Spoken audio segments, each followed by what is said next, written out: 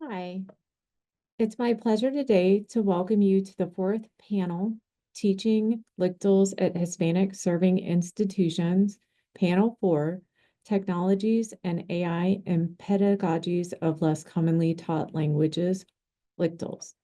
It's co-sponsored by the Center for East Asian Studies, the Center for Latin American Studies, the Center for Middle Eastern Studies, and the Center for Educational Resources in Culture, Language, and Literacy. Before I begin, I'd like to say we respectfully acknowledge the University of Arizona is on the land and territories of Indigenous peoples. Today, Arizona is home to 22 federally recognized tribes, with Tucson being home to the 𝘏𝘪𝘴𝘗𝘠 and the 𝘏𝑻𝑃𝑔. Committed to diversity and inclusion, the university strives to build sustainable relationships with sovereign Native nations and Indigenous communities through education offerings, partnerships, and community service. Today, the panels will include Robert Godwin-Jones from Virginia Commonwealth University on generative AI, authenticity, and less commonly taught languages. Shuai Li at Georgia State University, the feasibility of developing a small language model for assessing request production in L2 Chinese.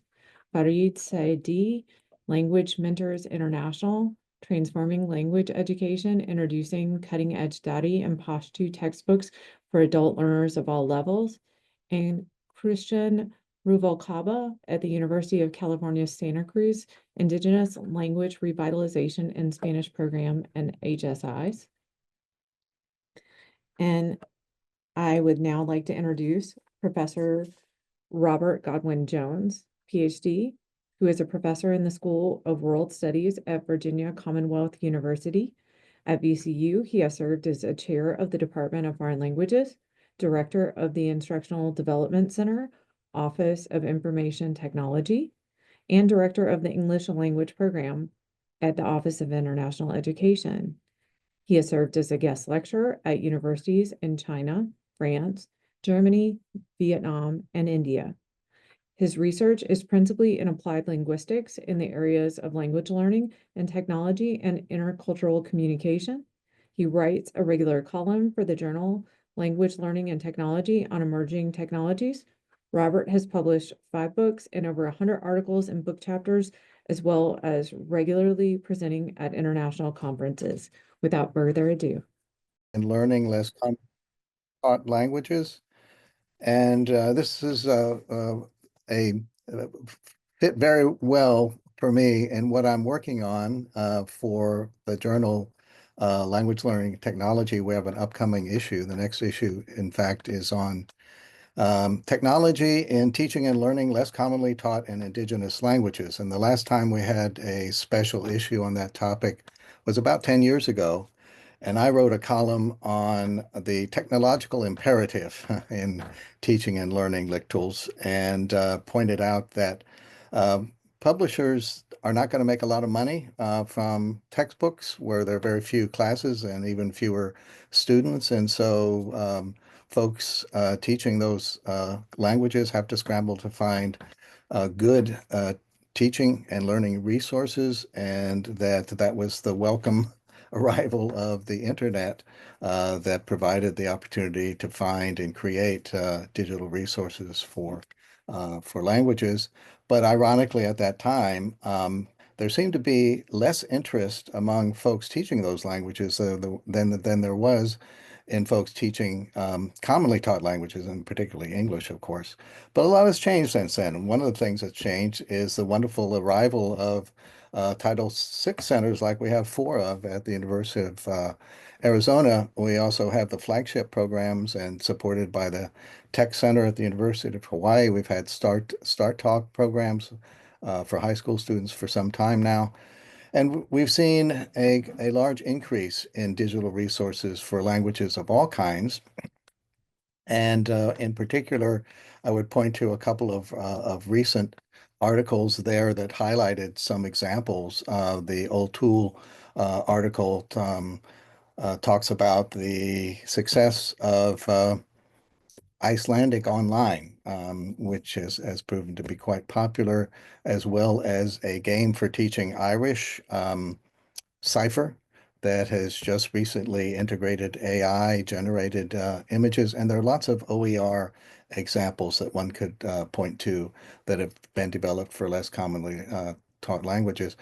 At the same time, as Monica Ward points out in her piece from 2018, there are some technologies that are commonly used in other languages that don't play such a major role for less commonly taught languages. Virtual exchange, for example, there you need to find folks who are studying the same language, and it's not always easy to do that. And there are other areas as well where I think there's been less activity in particular languages than in commonly taught languages.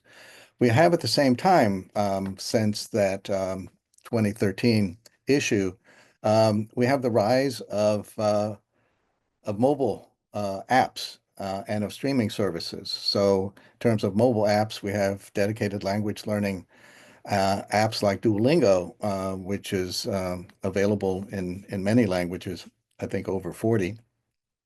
And you have a service like Netflix that's available in 190 countries, and I think also around 40 languages are supported for subtitles and dubbing.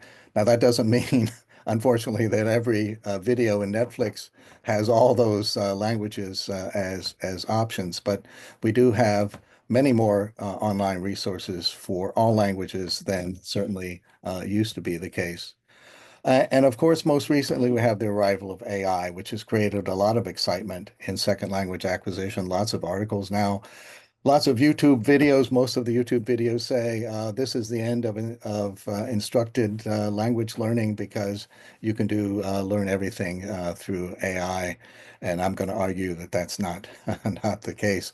But certainly AI has attracted a lot of attention because it can create output in a variety of languages that is high quality in both written and spoken forms and can take on a number of different roles. So it seems like an ideal partner for less commonly taught languages in terms of both students and teachers and programs, because it seems to solve some access issues that have been perennial in those for those languages, namely finding teaching and learning resources. And so here you have a technology that can develop materials of all kinds, and those could range from grammar exercises and content questions on readings to full-fledged lesson plans or even longer term planning documents that it could develop for multiple languages. And we're talking about, for example, ChatGPT supports currently over 80 languages. So not all languages obviously are represented there. And certainly we have languages that don't have a written version, thousands, in fact, of them that are not included in these large language models. And there are other issues in terms of languages that I'll talk about in a minute. But in terms of other capabilities of AI can take on different roles, including the role of language tutor. So you can prompt it to give you feedback on the language that you're using, identify errors, suggest learning materials for areas where you show particular weakness in the language that you're learning, and obviously can be a chatbot as well. And that opportunity to have a always available conversation partner is particularly valuable for students who are learning a language where there are not local speakers available, or even online speakers that are easily found.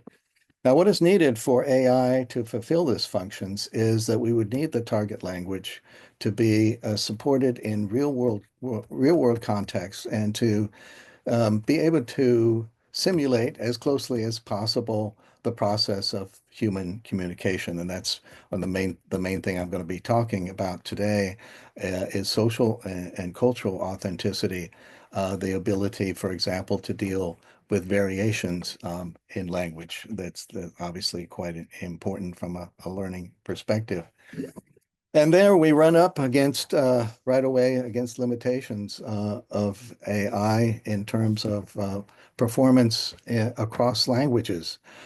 So in the high resource languages, so for English, for Chinese, for French, the AI does very well.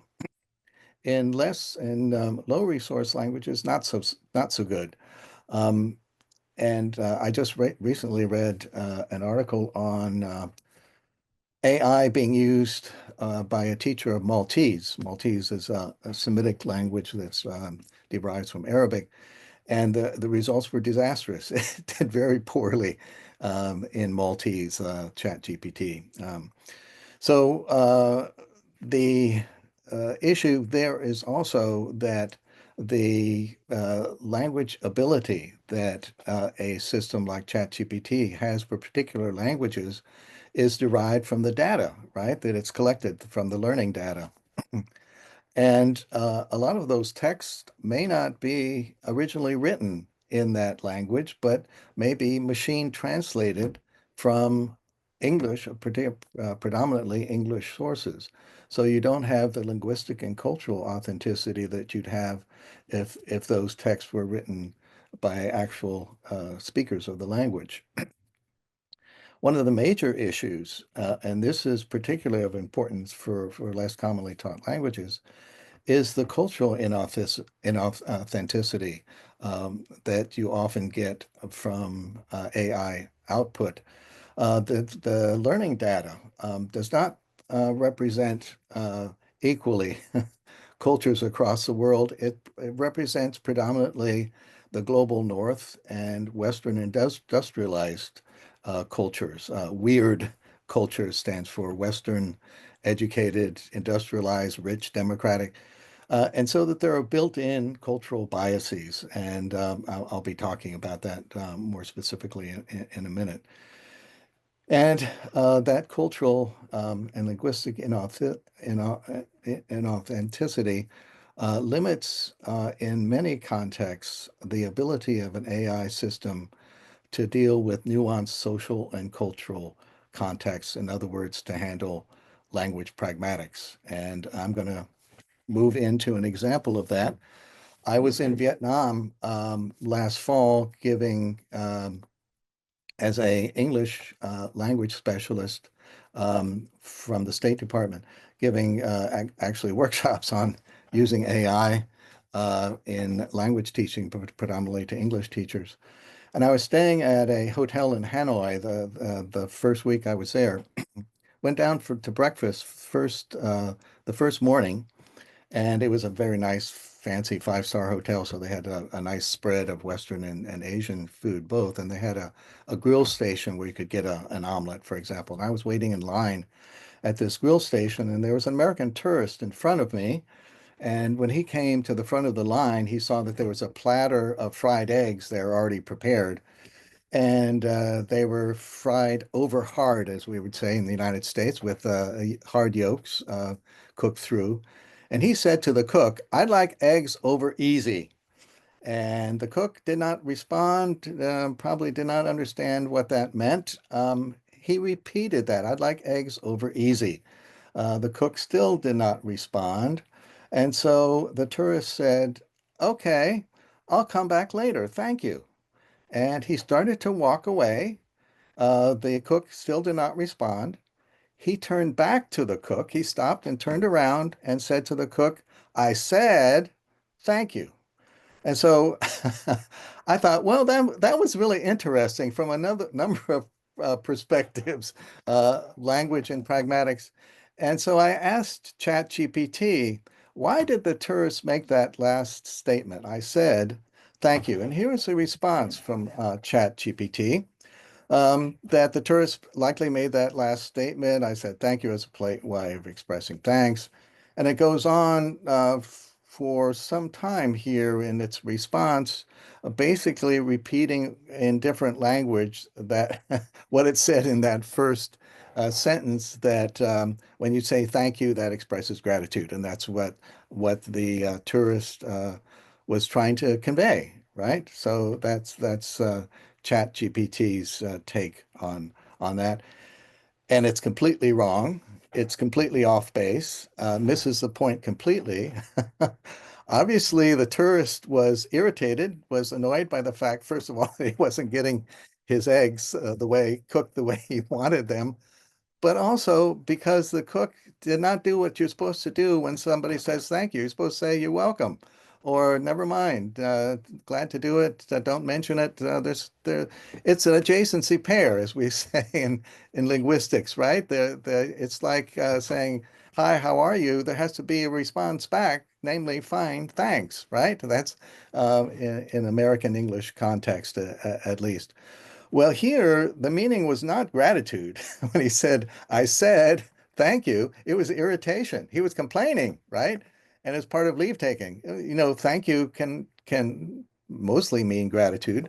But if you say, for example, oh, thanks a lot, that's the opposite of gratitude. That's sarcastic, right? So it depends on the context. And here it was certainly not expressing gratitude, and he was expecting a response back, at least from the cook.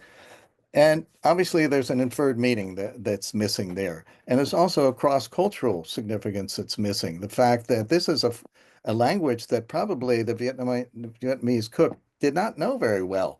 Probably knew the transactional language involving cooking eggs and cooking Asian food on the grill.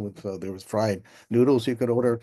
And so in English, probably over easy meant absolutely nothing to him. And in fact, American over easy is an expression that I was in Britain this summer, and I was kind of thinking about this, and I looked up what would the British think if you ordered over easy, and apparently it not used at all in Britain.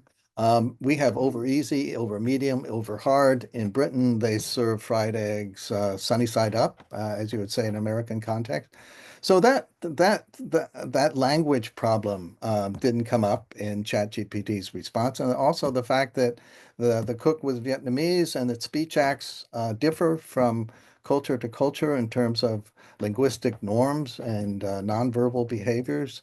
Um, I'm not as familiar with thank you as a speech act in Vietnamese culture, but I've spent some time in China, and in particular contexts in Chinese culture, in familial or institutional context.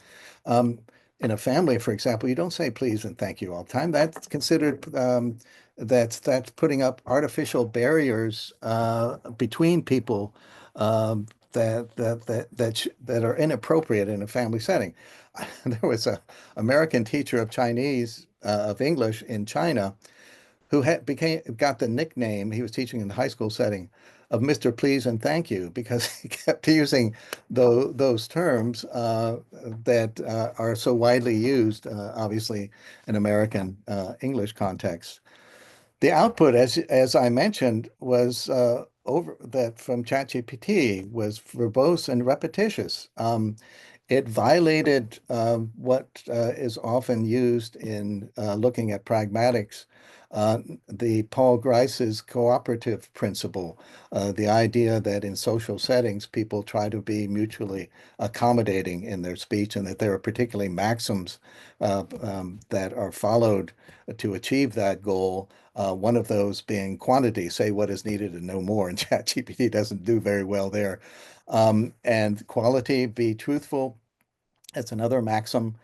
We know that AI systems tend to hallucinate and not always tell the truth.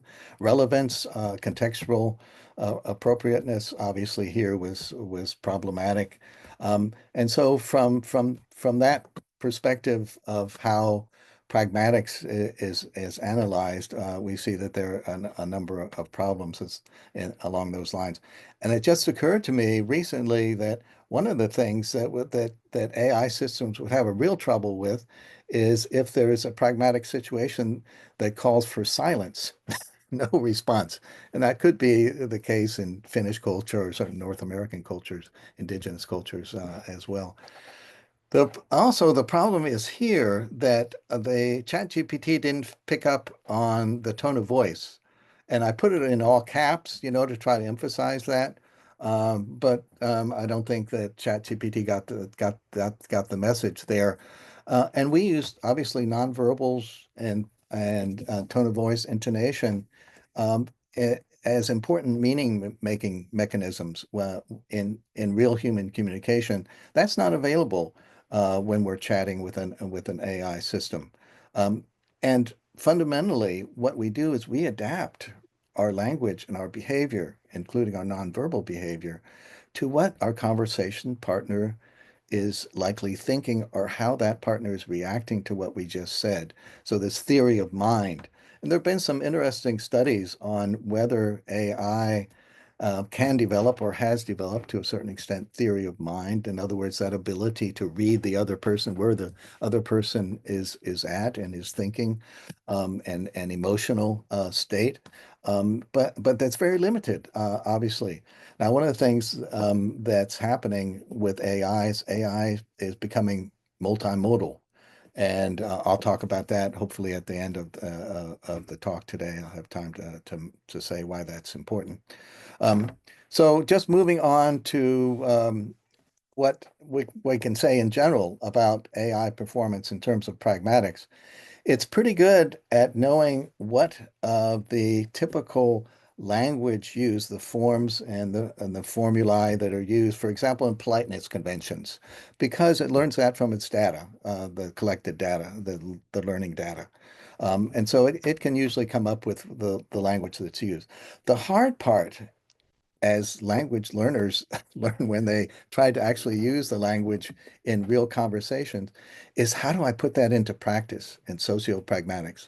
And that's where AI has problems. Not so much in English, but certainly in low resource languages. And there have been a number of studies that have pointed in that direction.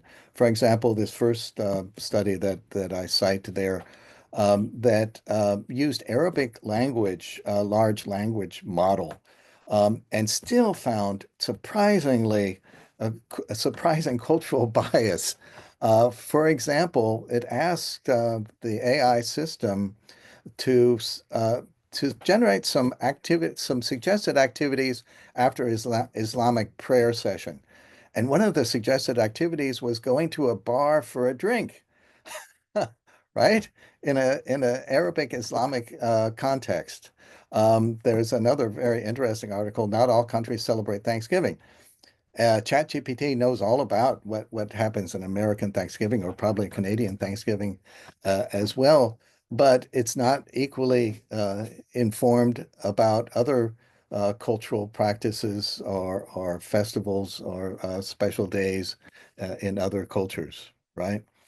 Um, we've seen a lot of studies of using AI in second language acquisition, and a number of them have language to me that is way off base in saying, for example, that AI chatbots provide an authentic interactional language learning environment, or particularly this third one, that it can supply the benefits of in-country immersion programs, study abroad, without the hassle. Well, the hassle is the best part. Going to another country. Well, we don't need that. And to me, these kinds of statements are that AI output is linguistic and cultural authentic enough to substitute for human interlocutors or substitute for study abroad is way off if you consider the fact that the language model that AI has developed is based on statistics. It's not based on, it used to be in the early days of AI, they tried to teach the AI system about human language through linguistic um, learning. So this is how syntax works in English. This is how morphology works in German, and so forth. That didn't work as well as what's used in generative AI. Just feed the system tons of data and use machine learning to let it create these artificial neural networks that find the patterns and regularities in language, and it figures out how to use language in that way to be able to predict the next likely word in a context, in a sentence, in an utterance, and then extrapolate from that to a whole sentence, to a paragraph, to connected discourse. So it's very different than how human beings learn language. And there have been a number of studies that pointed to, I'm not, in the interest of time, I'm going to skip over this, the number of studies that have pointed to the pragmatic uh, limitations of AI. And fundamentally, and one of these studies I thought was very interesting because it coached AI by telling it gave it role plays and discourse completion tasks, which are often used in studying pragmatics. But the human the human subjects in this study were not given the extra coaching that AI got. AI was told how to feel and react appropriately. Well, that's really kind of cheating to my mind. So why is it that it's deficient? Well, it doesn't have any real world experience. We gain experience through being socialized into language and into pragmatic language use, right? Um, my wife will not accept a request from a grandchild if it doesn't include the word please, and the child has to say thank you. Well, in Chinese context, that would be inappropriate. You get socialized into the cultural practices of the language by living the language, and AI hasn't had that experience. It's limited by its training corpus. It doesn't have access to nonverbal communication that's changing with multimodal AI. And it's also the case that pragmatics is hard to figure out even for human beings because there's a lot of variability. We can defy the pragmatic norms in a particular cultural context. If we don't like the honorific language that's typically used in a particular language, a particular context, we can violate the norms. But AI doesn't have that kind of flexibility. So what can we expect as a chat partner from AI? Well, it's good for practicing for novice speakers in particular to provide to use as a chat partner. What's not so good for intermediate and advanced speakers in terms of developing interactive abilities, strategic competence, there we need really real human to human communication, I would argue. There have been a number of studies that looked at both AI systems more recently and spoken dialogue systems that have shown that how artificial and unnatural conversations are with a machine, both from the machine perspective and the language that I've just talked about, and from a human perspective. Humans tend to not use natural language when speaking with a machine, realizing that they're speaking with a machine. They use oversimplified language, literal language, because figurative language may not be understood. It's kind of similar to how we might interact with a person who is a learner of the language and not proficient. We change our language, so it doesn't really duplicate a human to human conversation. AI is a moving target. I think that's one of the things we have to keep in mind. Modality will maybe improve pragmatic behavior. We'll have to see. But we have to remember that AI just simulates human conversation, and it's not useful developing interactional competence I think is an important thing to keep in mind. And therefore, this idea of developing critical AI literacy, knowing what it can do and what it can't do, what it's good at and what it's not so good at, is important in dealing with AI. And I'd end with this that Matt Cross talked about yesterday, which I thought was right on target. Are we adding yet additional expectation for language teachers to be proficient with AI and keep up with the fast-paced development of AI systems that are changing all the time? It's impossible to do that.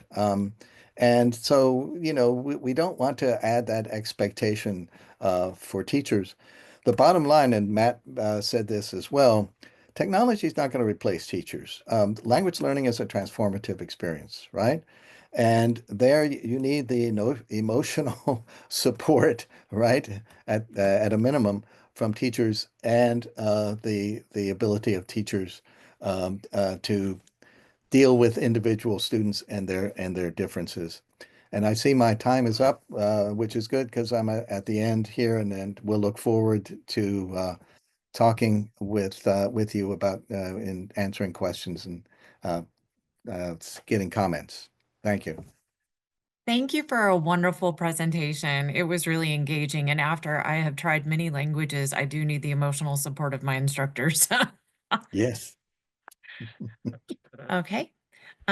Moving on to the second talk, the feasibility of developing a small language model for assessing request production in L2 Chinese. Here is Dr. Xiu Li. Dr. Xiu Li is Professor of Chinese, Director of Undergraduate Studies, and Chinese Program Coordinator in the Department of World Languages and Cultures at Georgia State University. Dr. Li's research interest includes second language acquisition of Chinese, interlanguage pragmatics, and teaching Chinese for specific purposes.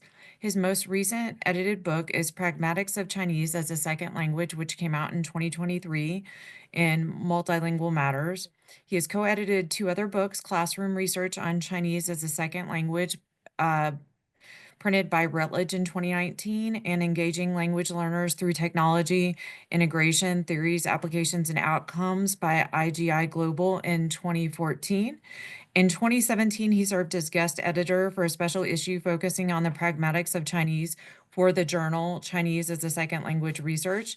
His research articles have appeared in SSCI journals, including Language Learning, the Modern Language Journal, Language Testing, Language Teaching, Studies in Second Language Acquisition, System, Language Assessment, Quarterly, and Pragmatics in Cognition. Without further ado, I turn it over to Dr. Li. Thank you, sir. Okay, thank you very much, Julie, for the nice introduction. And hello, everyone. Hello from Beijing. There's a 12-hour time difference, I think, between here and EST. So it's like 12:30 in the morning. But I'm so excited to have this opportunity to share with you all the findings of a recent study of mine. I'm very glad to hear that Dr. Godwin-Jones just talked quite a bit about pragmatics. So hopefully what I'm going to share with you is going to complement what he just talked about. Okay, so this is the outline.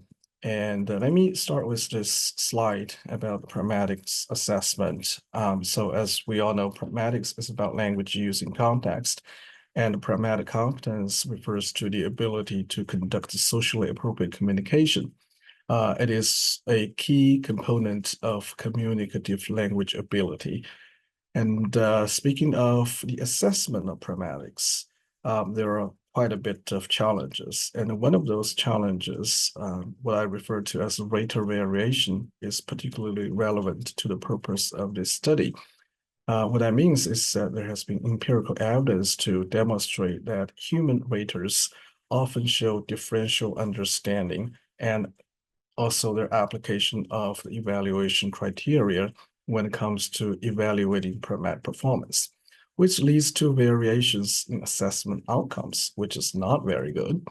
So to try to address this issue, there has been some initial attempts to try to use natural language processing techniques, the NLP techniques, to assess pragmatics. And the present study that I'm talking about can be considered kind of as a continuation along this line of thinking. So speaking of the interface between pragmatics and large language models, this seems to be a quite new area for research. We've located only 6 published empirical studies that came out between 2023 and the summer of 2024. They all focused on ChatGPT as the AI platform, and they mostly focused on English as the target language, and then mostly focused on speech acts. And they also mostly focusing on a written mode of communication, which is understandable. And in terms of research paradigms, they either compare the human pragmatics performance with the performance of ChatGPT, or they ask human raters to evaluate pragmatic performance of ChatGPT. So overall, those studies reported both similarities and differences between ChatGPT and human performance when it comes to completing pragmatics tasks. Specifically related to large language model and pragmatics assessment, we found one study, O'Grady 2023, used ChatGPT to generate test items for assessing English pragmatics. The researcher, however, reported poor reliability of the GPT-generated pragmatics test. So by looking at this very small body of research on pragmatics and large language model, our impression is that there has been a lack of consistent findings. Sometimes GPT performed just as well as human being, but sometimes they fell short. So reflecting upon this observation, which is the lack of consistent findings, we think that's probably have something to do with the nature of those large language models, such as GPT-4.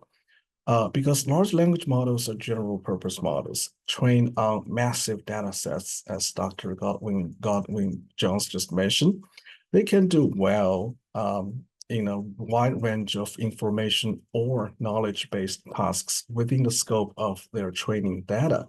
However, they may require additional training or fine-tuning in this case to perform optimally on domain-specific or task-specific applications. So for example, if we want to ask large language model to do a job for assessing pragmatics, we will need to provide additional training. Otherwise, they don't probably know how to do it, at least how to do the what.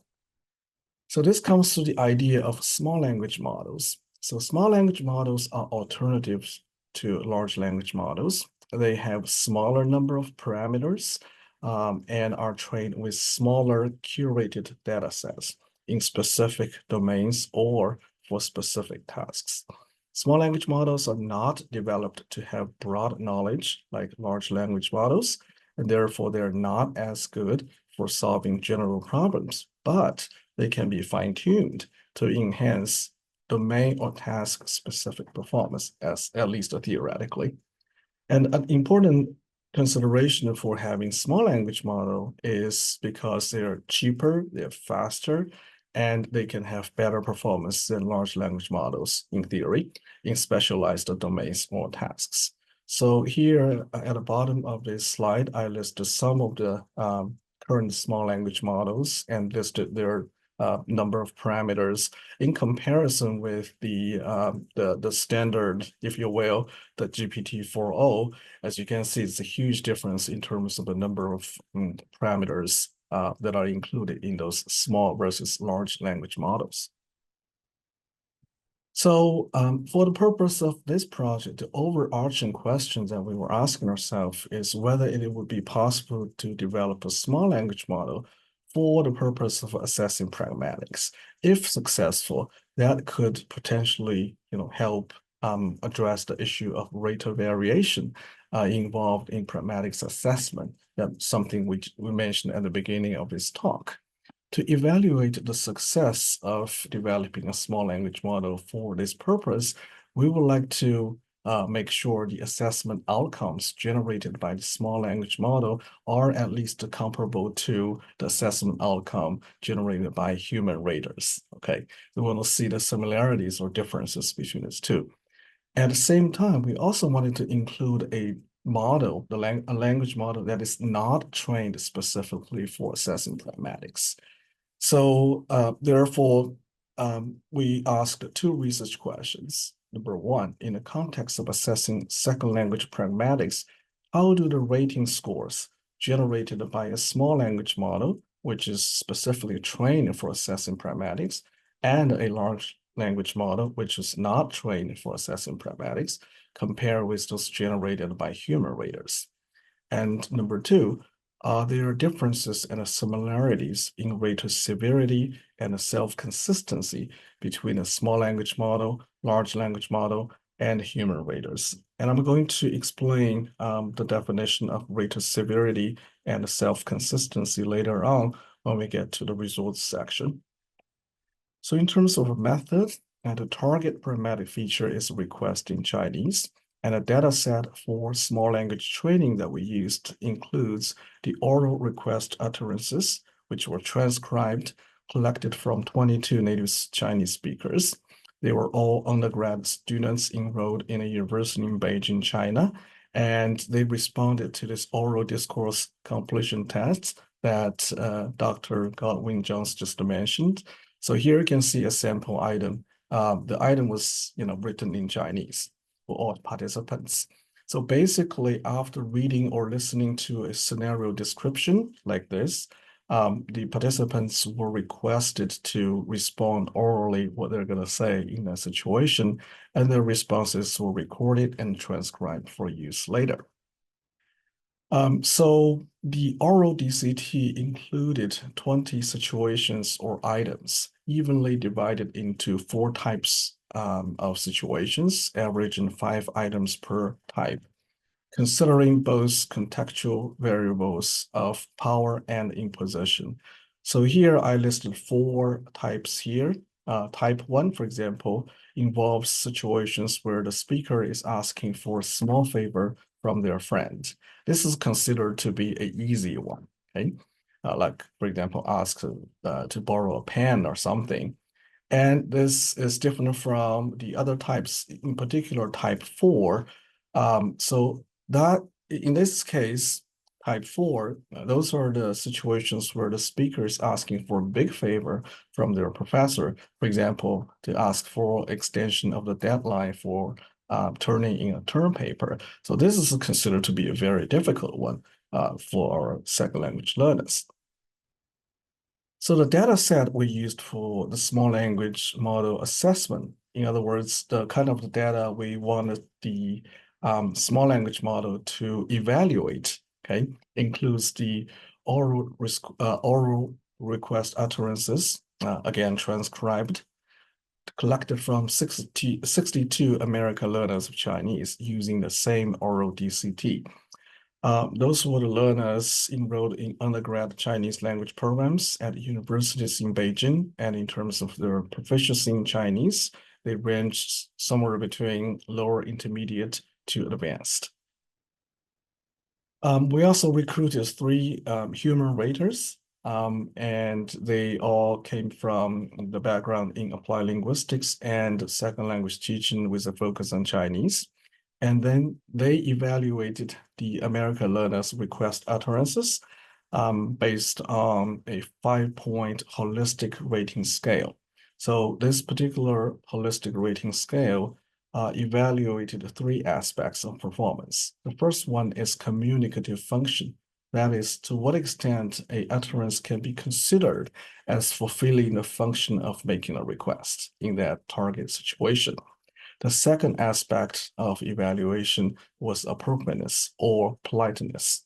And the third aspect of evaluation was linguistic accuracy. So on this slide, this gives you an overview of the holistic rating scale. As you can see, there are 5 levels. And in consideration of time, I'm not going to read the score descriptors one by one, but we can come back to this if there are any questions later on. So the small language model training environment, we used the Llama 3.18b. 8b meaning there are 8 billion parameters in this version of the Llama. And Llama, we chose Llama because, it is an open source model. And the number of tokens for small language model training was 15 trillion, and the total graphic processing capacity was 400 gigabytes. So the type of training we provided to this model is called supervised fine-tuning. Basically, it involved the following steps. First of all, we provide a model with the 5-point holistic rating scale that I just mentioned. And then we provided the model with native speakers' request utterances for a total of 440 utterances, because we had 22 native speakers and each of them responded to 20 situations for a total of 440. These utterances were labeled as benchmark responses, receiving the highest ratings. They were all given 5 points, okay? So basically, we were telling the models that those are the best answers, okay? And then as part of the training, we set a LoRa coefficient at 16 bits. LoRa, by the way, refers to a low-rank adaptation technique. Its function is to enhance efficiency of model training. And epoch, we set for 3 times, following industry standards. So after this process of fine-tuning, we provide the trained small language model with L2 learners' utterances for a total of 1,240 utterances, and we ask the trained small language model to generate rating scores according to the scoring rubric that I just mentioned. So for the large language model, which is not trained, okay, we basically did prompt-based rating. This is pretty much like what we, how we interact with ChatGPT, okay, from the consumer end, right? So what we did, the model we chose was the same Llama 3.18b.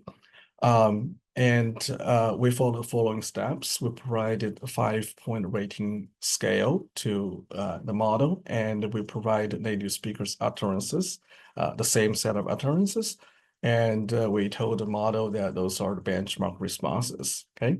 And then we asked the model to generate the rating scores for each of the L2 learners' utterances, the same set of utterances.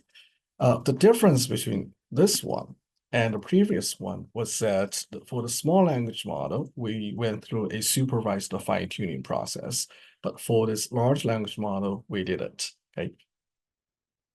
All right, so for data analysis, for research question 1, we run correlations between 3 sets of rating scores, okay? The human, small language model, large language model.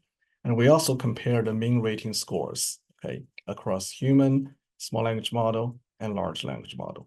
For research question number 2, we run a manifested Rush analysis, which is commonly used in language assessment research.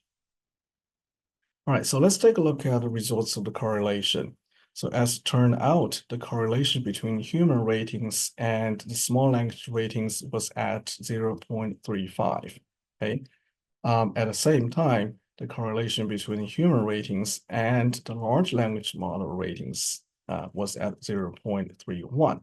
So as we can see, the strength of correlation in both cases was relatively weak, but the small language model was doing slightly better than the large language model.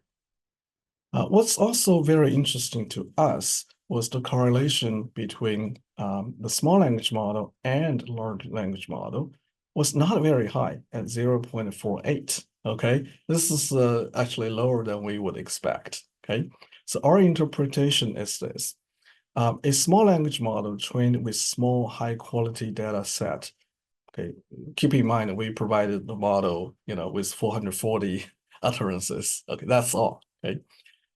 With that small amount of training data, the small language model could already produce notably different results compared with untrained counterpart model, okay? And such difference, in our view, was in a positive direction because the correlation between the small language model rating and the human rating was higher than the correlation between the large language model rating and the human rating.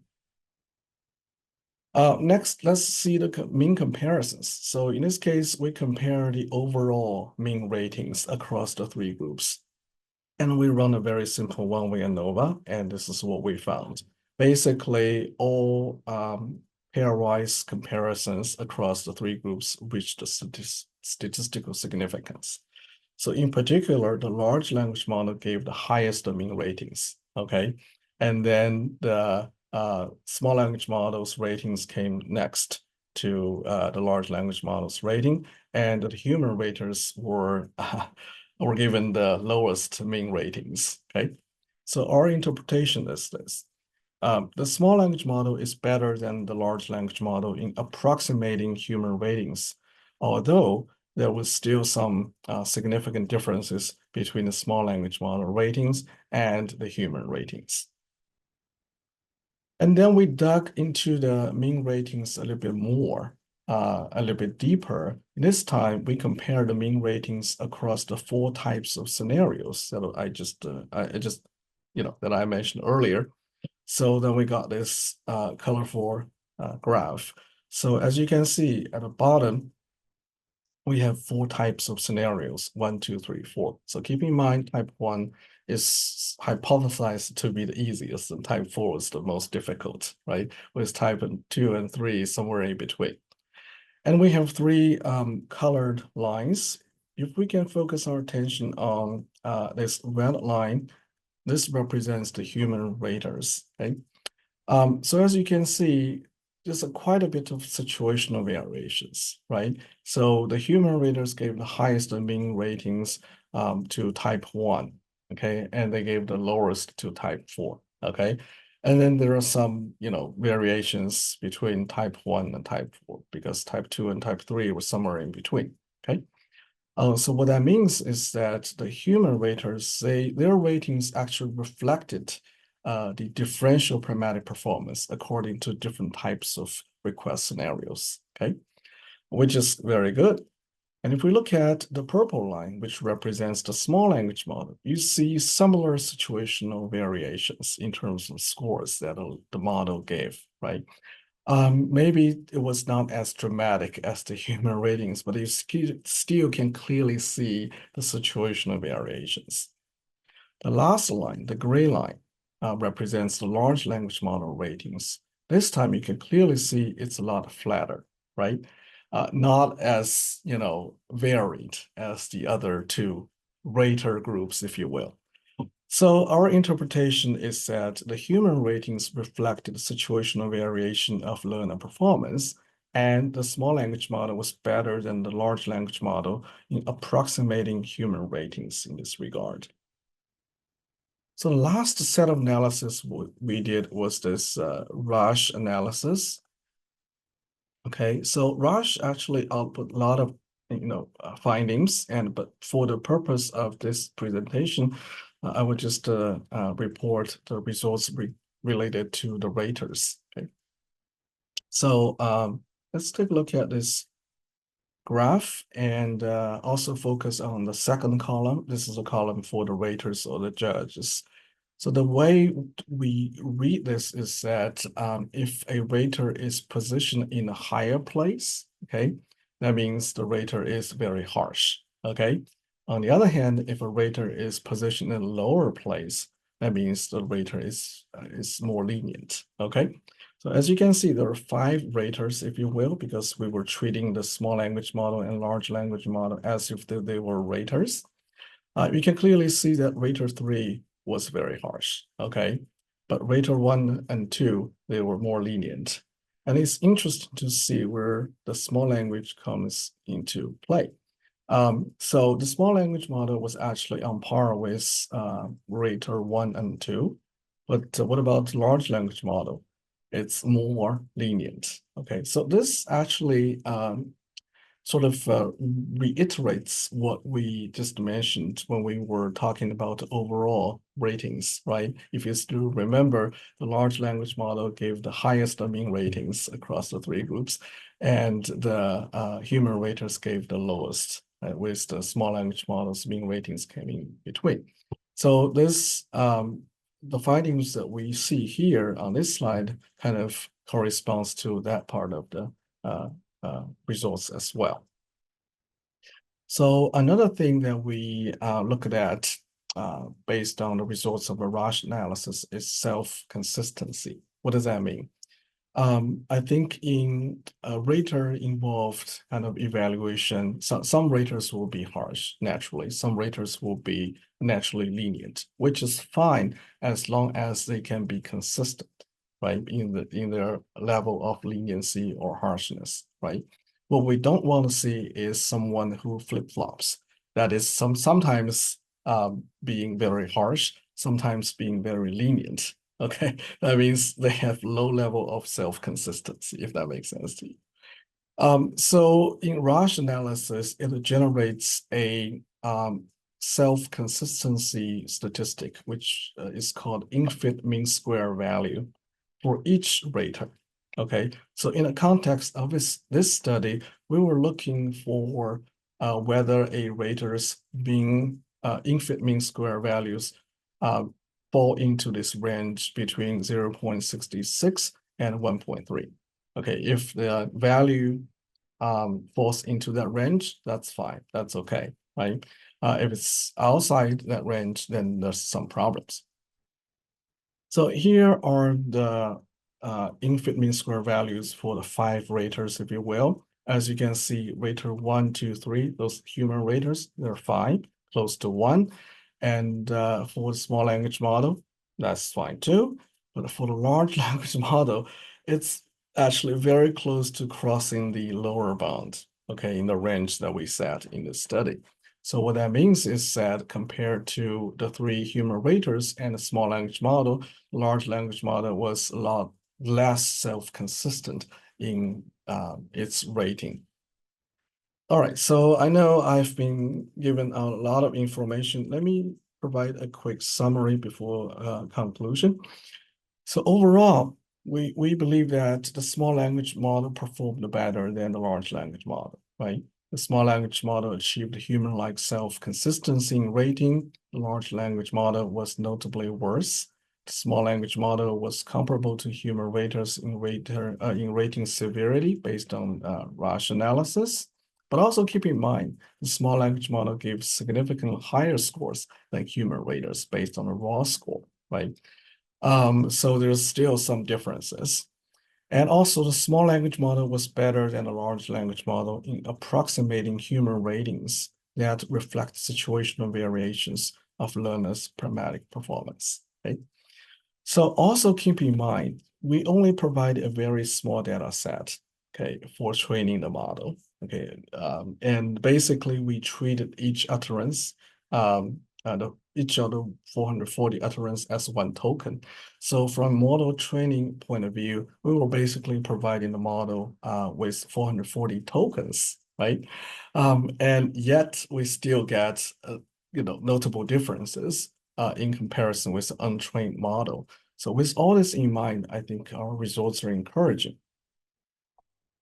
Of course, there are things that we can do to further improve the model performance if we want to improve, its performance for assessing pragmatics in the future. So one of the things that we could do, we think, is to better label the training data set. Okay, so as to enable better tokenization during training. So for this study, we basically treat each utterance, during the training period as one token. But that's a very rough way of, labeling data, because for those who are familiar with pragmatics, a request-making utterance has so many different components. You can talk about request strategies, you can talk about internal and external modifications. So what if we can do a more fine-grained coding and labeling and tell the model that these are the things to look for, when it comes to assessing pragmatics? Will that make a difference, right? Will that enhance the model's performance? That could be something, definitely something to consider. And also in this study, we kind of treated native speakers' utterances by default to receive the highest, score, which could be problematic because native speakers definitely differ in terms of their pragmatic competence, right? So what if we also evaluate native speakers' performance and use that data to train our model? Would that make a difference? We don't know. It's an empirical question.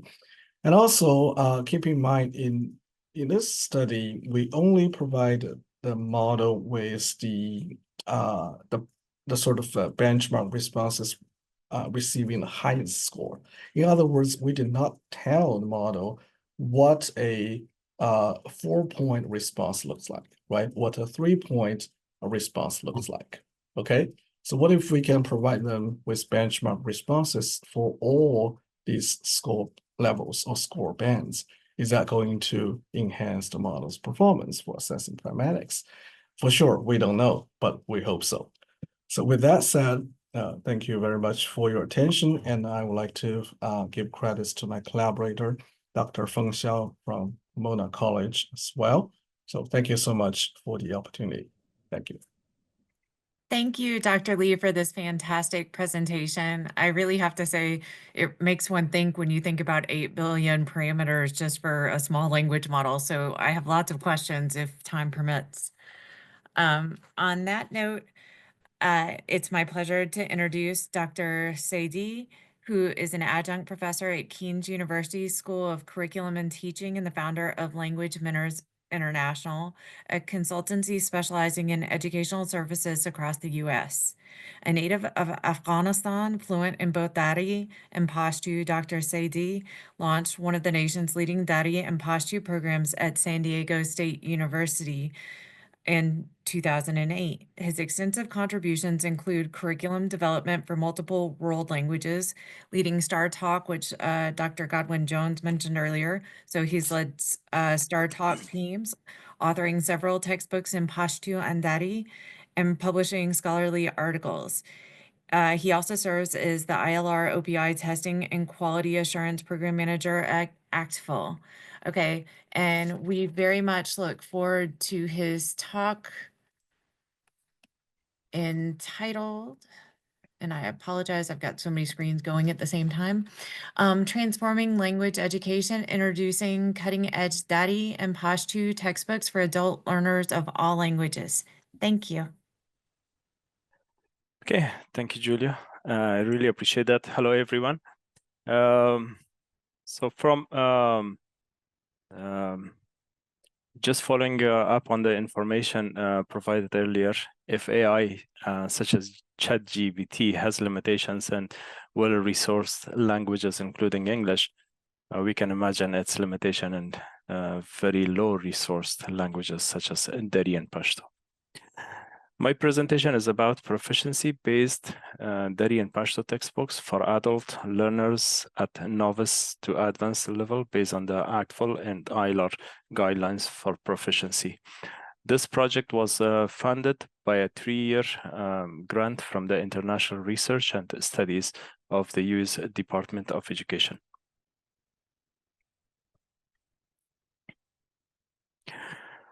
First, I would like to provide some background information about the project, talk about the purpose, evaluation plan, and then discuss the instructional method and show a sample of the e-format if time allows, of course. Dari and Pashto languages belong to the Indo-Iranian subgroup of the Indo-European languages. They are the 2 official languages of Afghanistan. There are about 40 million Pashto speakers around the world, with 12 million in Afghanistan and 27 million in Pakistan. Dari, on the other hand, is the primary language of 1/3 of Afghan population. Every citizen in the country is expected to understand and speak Dari, as it serves as the national lingua franca.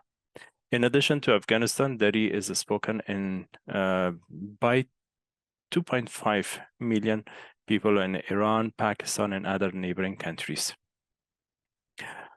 Through this project, we developed Dari and Pashto textbooks for adult learners. These textbooks reflect proficiency-based practices in teaching and learning to increase learners' linguistic proficiency and cultural competence.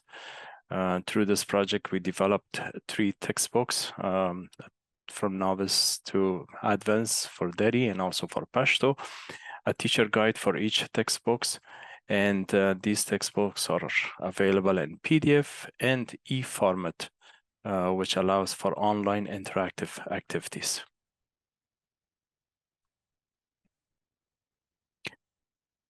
Was there a need for this project? So at the application stage, we used Gomez Rodriguez and Fernando from 2010 evaluation method to analyze whether available Dari and Pashto textbooks were well aligned with the U.S. education goals. We selected 3 textbooks, 2 Pashto and 1 Dari, used by 3 institutions of higher education to which were used to teach intensive Dari and Pashto courses for adult learners. The three types of language practices, like mechanical, meaningful, and communicative, were used to evaluate the textbook's activities. As we know, mechanical practice refer to activities that are focused on grammatical forms, and in student practice the grammar of the target language in isolation. This practice lacks authentic use of the target language. The next one, meaningful activities require learners to make meaning when using the target language. However, these activities are controlled. The last one, communicative activities, are conducted within a real-life context. As the data indicates, textbook A and B rely heavily on mechanical drills and controlled meaningful activities. These activities do not leave space for students to use innovation and critical thinking in order to complete a linguistic task. Textbook C contains the most communicative practices. It offers various activities for real exchange of communication. However, with over 500 pages, the textbook is dense and may not effectively serve the purpose of intensive language programs.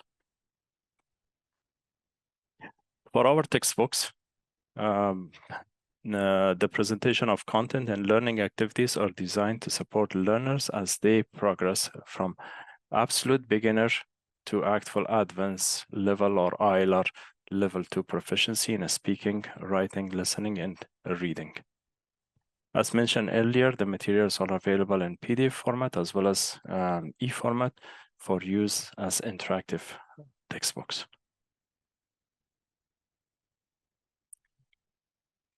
All the textbooks or e-textbooks are designed with flexibility in mind and can be used as part of the synchronous and asynchronous lessons to support virtual, in-person, or hybrid instructions. With access to teacher guide, the textbooks can also be used independently if someone wants to study on their own. These textbooks are the result of research and testing that began with an assessment of all pedagogical materials available for Dari and Pashto learners. The initial phase identified a need for a textbook that incorporated a standard-based approach to language learning, as well as interactive digital material that are suitable for today's learning context, and introduce the learners to use the target language in both standard and colloquial registers. As a result, the textbooks were developed based on the actual word readiness standards for intercultural communication, proficiency benchmarks, and each book was designed to support the learners to progress to the next level within the actual proficiency guidelines and ILR proficiency scale. The end of each lesson also integrates critical thinking tasks that engage students in higher order thinking as applied to various intercultural contexts. Using Fenrich's model of instructional development as a guide, and the materials have been tested in a variety of learning contexts, allowing for feedback from learners and instructors to be incorporated into the series. Content in each book is broken down into multiple chapters with 2 lessons in each chapter. Each lesson is organized around a theme and features task-based learning appropriate to that theme. Relevant grammar and vocabulary is provided through both implicit and explicit instructions, followed by form and meaning-focused activities to give learners ample opportunities to practice. Each chapter contains examples of authentic materials that learners will encounter in a Dari or Pashto speaking community and online, as well as modified text and audio specifically designed to challenge them at their current proficiency levels. Frequent cultural notes in English provide a necessary context provide the necessary context for recognizing and interpreting implicit meanings in the materials encountered through the lessons, as well as interact with native speakers in a culturally appropriate manner.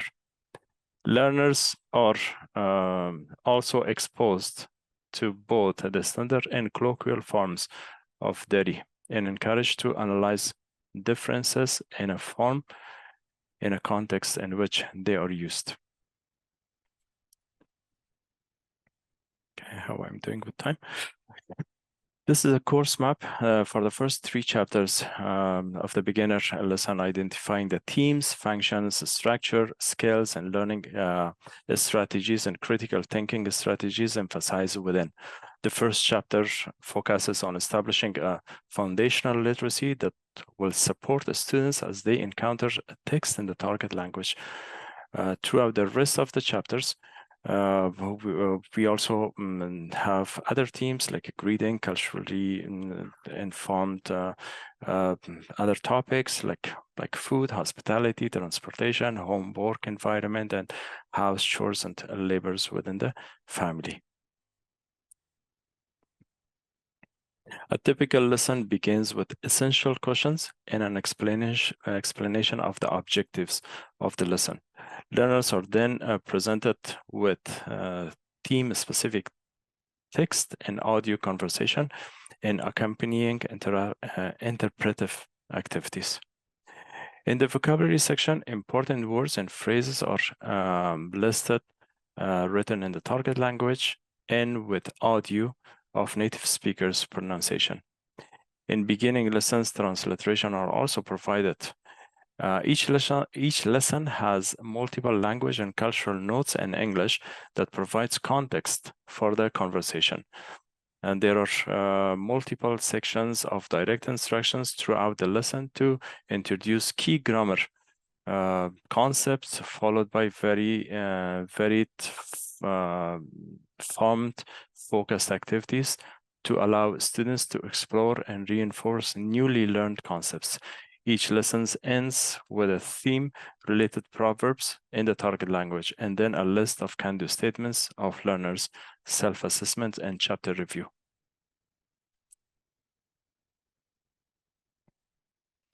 One of the main objectives of the Dari textbook series is to give students exposure and support needed to develop proficiency in Dari as it's currently used in communication in Afghanistan and diaspora abroad.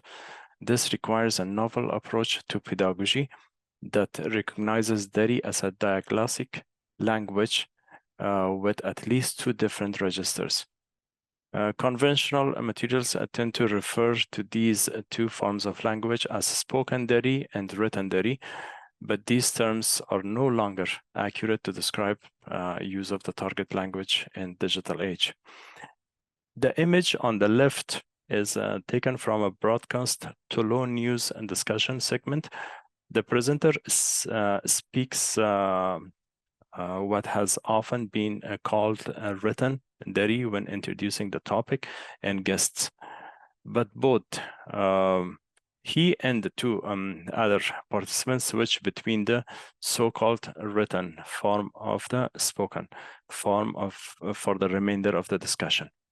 The comment below the video saying "آقای سیدی چرا میگی که ما صادرات نداریم" is clearly a written example of the so-called spoken variety. The use of spoken Dari and written form online is not limited to the average Afghan.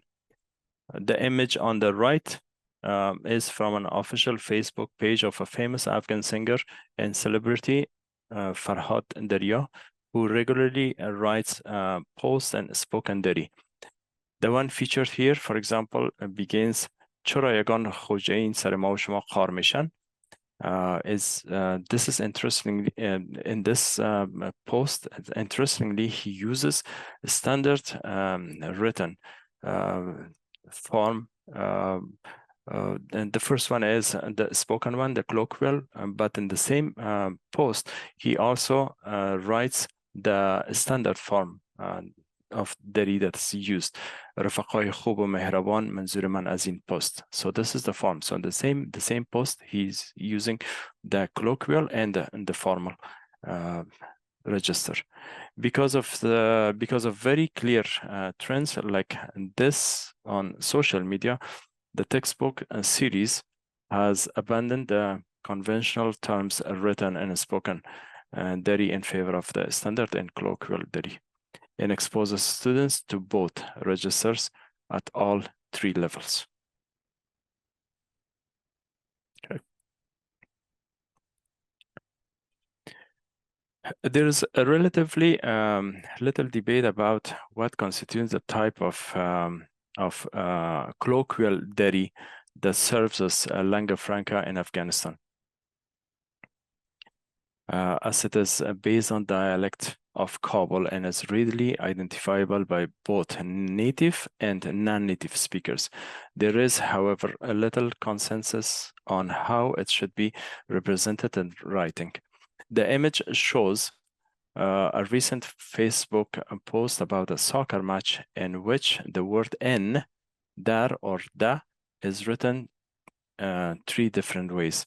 There is not even consistency within the text written by a single native speaker, as the original poster here uses 2 different spelling of the word in the same paragraph.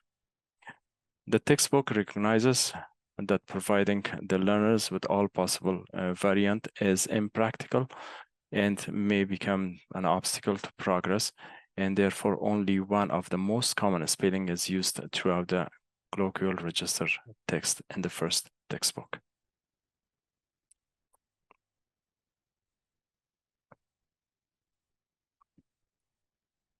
Another common issue when representing written colloquial Dari is the textbook and what constitute an error and what can be considered as a valid alternative form. It is very common for Afghans to modify spelling to reflect the colloquial pronunciation of many common words, while the majority of Dari speakers flag such innovations as incorrect for many Arabic origin words in common use. It is not as clear for other vocabulary. These images show a common alternative spelling of the word komak or help. Many Afghans pronounce this word as komak, which has led to the rise in the non-standard spelling feature here, where this constitutes a legitimate form or of written colloquial Dari or is an unwelcome intrusion remains controversial, as this alternative spelling is the standard spelling in other Afghan languages such as Pashto. In this textbook series, both spellings are included with a conventional spelling clearly presented as standard. So I don't know if I have much time to show you an example of the textbook, but it's available through the website and that I will share through this website. Through the Department of Education website and also through my own organization's website and through the OER Commons. When we go, so here is an example of the textbook. You see my screen, right? Yes. Okay. So here is the electronic example of the textbook, and then students can go over these textbooks online, and the PDF is also available, and it also has interactive activities. The interactive activities include like matching activities and like listening to an activities and then completed some blanks, or also flashcards activities. Like for example this one. So I think I have not shared the voice with you, but they need to complete or practice vocabulary using flashcards, it's available. So it has all the activities. So again, they can use the PDF version of it, or so here are the textbooks. And for example, the first one is the Dari, and it has the PDF version for the students, and also the PDF version for the teachers, and also the ebook, which is and this one that I just shared. So just briefly. So again, the materials are available, and individuals can access it for free, and complete the activities. Can be used by teachers, can be used by students. And the teachers' versions also have answers to the activities, kind of like the keywords and the answers. And recently we have received 2 more grants to develop 2 more, not 2 more, 6 more textbooks in each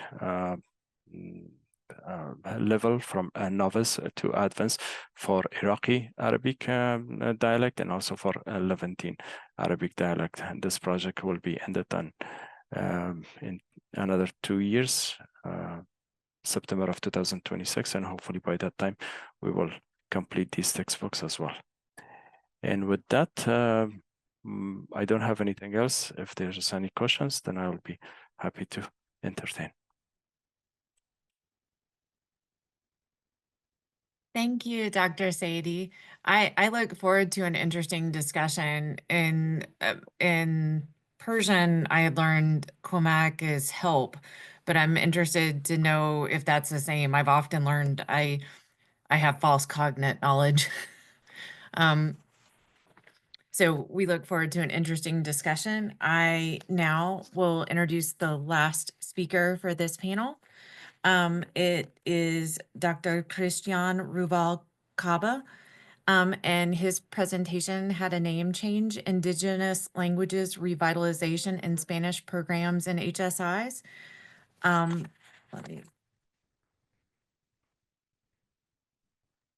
So Dr. Christian Ruvalcaba is an assistant professor of languages and applied linguistics and director of the Applied Linguistics program at the University of California, Santa Cruz. He received his PhD in second language acquisition and teaching in an interdisciplinary program at the University of Arizona. His research has focused on language theory, language, and the border or other contested spaces, as well as language maintenance. In the past, he has assisted in the development and implementation of several research and community-based borderland projects and programs. Since 2019, he has been involved in a binational and interdisciplinary revitalization effort on the, and I'm going to possibly say this wrong, Opetan languages, a group of dormant indigenous languages in northern Mexico. He grew up in the Arizona-Sonora borderlands, an experience that informs his work and interest in languages in the U.S. and Mexico borderlands. Without further ado, thank you. We look forward to hearing your presentation. Well, welcome everyone, and thank you to Circle and all of the centers that have organized this, and thanks also to Colin Dietz for coordinating this. My presentation is Indigenous Language Revitalization in Spanish Programs and HSIs, and what I've been trying to do is bring together various activities and ideas and projects I've been working on in the past few years, or exploring in the past few years. And I try to draw sort of a more general conclusion at the end, but an idea in progress. So I will start off with this organization of my presentation. I'm going to talk a little bit about the revitalization project that I've been working on for an indigenous language in northern Mexico. I'm going to talk about how I involve some of my students in these activities, as well as other community language activities. And then at the end, I'm going to try to bring those things together and talk about the role of indigenous languages in Spanish programs, focusing on heritage program or heritage Spanish and HSIs. So give you a little background of this Indigenous language revitalization project I've been working on. The language is called, or referred to as 𝘏𝘓𝘓, and this is usually a cover term for two languages, 𝘏𝘓𝘢𝘓𝘓 and 𝘏𝘪𝘏𝑒. And this is a group traditionally, a language traditionally spoken in northwestern Mexico and northeastern Sonora, with a little bit cutting into Douglas, Arizona as well. There are no speakers that we know of at the moment. The last speakers probably were around in the early to mid 20th century. And there are many different names for each of the languages, but here I'm going to refer to either 𝘏𝘓𝘓 or 𝘏𝘓𝘢𝘓𝘓, which I tend to focus on in this revitalization project so far. So many of you, even some of you who have lived in Arizona and Sonora or Sonora, may not know about the 𝘏𝘓𝘓, have heard about it, but if you grew up in the region, you might, and speak Spanish, you might know some of these words like atota, coco. And these are actually words that come from the 𝘏𝘓𝘓 language. So there's a lot of borrowings from the 𝘏𝘓𝘓 language. Some of these are also cognates with other related languages in the area. So the regional language of Sonora and Arizona, regional Spanish, has a lot of borrowings and influence from indigenous languages, including 𝘏𝘓𝘓, and this includes, phonology and some morphological influence as well. And there's a lot of other ways in which the language still has a presence in the local Spanish. So if you look at the place names in Sonora and 𝘏𝘓𝘓𝑒ría, which is the place, 𝘏𝘓𝘓𝑒ría just refers to the place where the 𝘏𝘓𝘓s traditionally reside in. All of them are 𝘏𝘓𝘓 names. So you have Bakwashi, Wakanushi, Unamishi. These are all words that come from 𝘏𝘓𝘓 in the blue, and then you have in red here the ōtam place names that are still around. ōtam is still spoken, but you can read it in the landscape, these languages as well. And if you learn a little bit about the language, you learn that ba means water, bat, and chi means, it's a locative, meaning on or at. And so you can learn a little bit about how to read the landscape, and indeed some of these towns are along the River Sonora, and there's been some further discussion about what each one can be translated as, and you can look at some of the documents that exist about the language. So although there are no speakers of the language, there are archival documents like a Jesuit grammar, some word lists, and so you from here you can see that Bakwachi means on the riverbank. So just to give you an idea of how present this language is in the Sonora and Arizona Spanish variety, even though a lot of people might not know about it, and a lot of times the cultural and linguistic influence is invisible in the region. So I've been working with this group of people who are interested in revitalizing the language, all of them who identify as 𝘏𝘓𝘓s or 𝘏𝘓𝘓 descendants. And this group is made up of different people from different areas who speak different languages. Some of them are not monolingual English speakers, some of them are monolingual Spanish speakers, and some of them are bilingual or transnational. They all, collectively meet on this group online to share information about their families or information about their research or things they've been finding about the 𝘏𝘓𝘓 culture and language. And this group, stems back to 2014, and before there was a Yahoo group. So it just demonstrates the kind of the interest that there has been building up in the past few decades, at least online. And so one of the things we did, me and a colleague, Michael Everdell, who's at the Boston University right now, he and I developed a little questionnaire to kind of understand how we could help this project. We wanted to know about their goals and the revitalization goals, specifically, like in general, and also related to their language, and also what their expectations were of us as non-𝘏𝘓𝘓 scholars. So we did this questionnaire. It's pretty open, pretty qualitative, one of these icons in this map are answers to one of the questions, which was mostly qualitative, but some demographic. And this, if you look at the blue icons, this is the answer to where in the 𝘏𝘓𝘓𝘓 is your family from. And the black icons are what is your current zip code. And so you can see this transnational community here, at least reflected in the 52 people who answered our questionnaire. And we also did a few interviews, which I'll go into a little bit more. And so here's Michael 𝘏𝘓𝘓𝘏 there, and some of these folks that I'll talk about more in a minute. So I'll skip over here. So we went through the comments to our questions, and we found that these were, we identified recurring themes. And these were the themes that emerged as sort of the goals of the group. So the group was interested in obviously cultural revitalization and finding information about the 𝘏𝘏𝘓 and sort of having access to it, and also practicing it again. Community and unity. So they wanted to form a unified community online and in specific in the 𝘏𝑝𝑡ería as well. So they would occasionally meet, there was like a general meeting in the border one year, but mostly they interact online.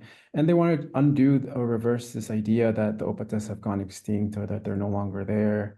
And then finally, there was a big interest in language recovery, which was in a lot of answers connected to changing this narrative of extinction. So a lot of these goals are interrelated, and they specifically gave us these kinds of things that they wanted, dictionary, grammar, a pedagogical plan, or materials. And so we've been working on that. The other thing that we got out of the questionnaire was what were their expectations from us as non-𝘏𝑝𝑡ería scholars, and they mentioned, to be careful with information, and also to be careful with having accurate information when we work with this language. And also there was a lot of initiatives and projects already going on within this community, and they wanted us to support that instead of just creating our own revitalization project and sort of going and separate from the community. And they also want us to leverage any academic capital that we have. So we've been trying to retrieve archival resources on the language that are largely inaccessible because they're in different parts of the world. Some of the grammars were in Scotland, some of them were at Berkeley, some of them were in Chicago. And so we've been trying to make these available. We've been trying to make videos about these, and we've been trying to connect some of these group members to university networks, and also engage in these collaborative technologies to kind of facilitate this transnational group exchange and revitalization effort. So just to give you a quick overview of some of these community initiatives that are being led by some of the people in this group. This is a slide about Cristina Murrieta, who is a local historian in Nacurichico, a town in Sonora. And so she has been interested in collecting some of the oral histories of the elders in her town, and finding and mapping out some of the ruins and surrounding the town, and also kind of describing and highlighting some of the traditions of the town, like this of weaving in these half subterranean rooms called 𝘏𝑢quis, which is a tradition that stems back to the 𝘏𝑝𝑡eras, which is practiced mainly by women. And here she is. We invited her I brought her to present with me to a conference called Indigenous Borderlands in Albuquerque. So she was able to share her research and meet some people there and expand her networks. There's also another community-led initiative from people from this group, 𝘠𝑒sus Acuña, who he is a ASU linguistics linguistics graduate. And he has been really interested. He's also a heritage Spanish learner, and he's been interested in these archival resources. So he's been reading a lot about the language, and he's been learning a lot about the sounds and the syntax. And so I hired him to create these resources so he would be able to share his knowledge with the rest of the people in the group. And so one of the ways that I connected this project to my students was to develop a independent study course with my student Erica. And what Erica did was she helped Jesus by creating these complementary videos where she produced more like introduction to phonetics, so that people would be able to have better understanding of what Jesus was talking about in his videos, so they would have that kind of background knowledge. And so she did this in English and Spanish. And Erica, again, was also a a heritage Spanish speaker. And so she was able to learn a little bit about the 𝘏𝘚 language and the sounds and the words and helping in this project as well.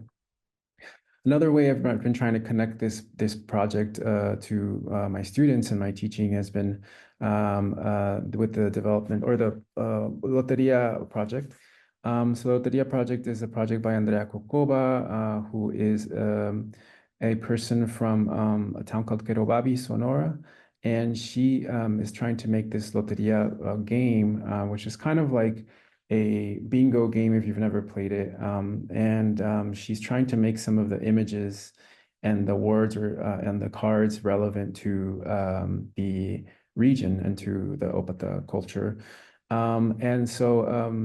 She is making these sort of trilingual cards. My student, Maria Valladares, she was doing independent study with me, and I introduced her to this group, and we learned a lot about the resources that exist, the grammar, the vocabulary list. And her final project was to help with the translation of some of these words and go into the archival documents and find the translations for these words. So that way she was able to help with this project as well. And one of the ways I proposed this as an independent study was, the course was called Grammars and Vocabularies of Northern New Spain in Context. And so we did learn a lot about that and the genre of those things, but her project was more community focused. Another project that people have been doing in this group is an online dictionary. This is a platform developed by Living Tongues, and it allows multiple people to work on a single dictionary, and it's online for free, and you have all of the different components different restrictions, and you can add pictures and recordings. And so mainly Edgar Garcia, one of the members of the 𝘏𝘚 group, has been working on it, and we've been trying to help find more resources for him so he can add to his dictionary. And recently, we've been working on this document that was found in 2022 in the National Mexican Library, or National Library of Mexico. It was called Manuscript 1494. This is a previously unknown vocabulary of the 𝘏𝘚 language of 𝘮𝑒𝑚𝑎. And so we've been working on annotating and transcribing it to contribute to this dictionary. And the way I connected to my students here was I worked with Alfredo Alcantar, another Spanish studies, also a heritage learner student, in creating exploring this new document and creating this cognate list spreadsheet to better understand not only the word meanings, but the pronunciations and the relation of the language to other surrounding languages in the region as well. And this slide here is from a presentation we did together, a virtual presentation for a conference in Tijuana, where we shared some of our findings. And then, other things sometimes to do in class is we look at, we make dictionaries of indigenous borrowings. So we have like these sort of collective, collaborative dictionaries that we use on Google Docs. And as I mentioned here, we use Google Sheets to be able to create this cognate list. And this, is to highlight the importance and the presence of indigenous languages in regional Spanish, particularly in Spanish in the border. So I can go quickly that we've done other projects on community languages. We've kind of connected to student work and student activities. One was to the Language Capital project, which was a project that was supported by the Confluence Center at the University of Arizona and Circle as well, which is still, you can visit the website for that as well. And this is basically, we worked with multilingual students, including heritage Spanish students, to find spaces in the community in Tucson where their first or heritage language was spoken. And so we created this collective map together. And this was supposed to be kind of like a resource for people who have just arrived in Tucson, like immigrants, refugees, or students who are from other places and are looking to connect with their community and their language in these spaces in Tucson. So now I'm turning over to the Spanish programs at HSIs, Indigenous Languages. Another idea or concept that's been on my mind is what heritage Spanish or Spanish programs mean in universities and HSIs. And I think it's important to share some of the context of who are these students and what their families and they themselves have experienced. So to put it into context of Spanish in the US, there's been an imposition of national language ideologies in these communities, specifically, purist ideologies and ideologies that are Eurocentric. These are enforced in public spaces in everyday life and also in educational spaces. And also, I wanted to highlight the importance of the relation between language and placemaking. And so if people are not able to practice their language or express themselves in their language, then that also has an effect on the sense of belonging in public space and other places. And also other contextual information is that the dynamic ideologies of power and identity in the border, which a lot of this work has been in border spaces and working with students from the border as well. So the question here is, if we take into consideration these histories of oppression, what does it mean to teach Spanish in an HSI? And here is where I'm kind of complicating the notion of Spanish, as I'll talk in the last few slides. How can we implement pedagogies in the Spanish classrooms that sustain our cultures in relevant and impactful ways? And so to give more information within the university, some of these ideologies are still very present. 𝘏𝘲𝘓𝘬 talks about the Eurocentrism of Spanish departments in the US, where there's overrepresentation of peninsular themes and linguistic varieties. And this dates back to or has colonial era origins. And University of Arizona, where I did a lot of the work with the Language Capital Project, is not an exception either. In the 80s, there was a controversy with the firing of a Chicano literature professor in the Spanish department there. And you can see this from some of the Senate minutes. He says, "The truth of the matter is that my unfortunate department was thoroughly Mexicanized back in the 60s. University's president provost would apparently like to make that mistake irreversible. I call upon my colleagues with the least care for scholarly integrity to extirpate a deeply rooted evil in one department to prevent its spread through the entire institution." So here you can see that, scholarly integrity and Mexicanization is mutually exclusive in the worldview of this professor.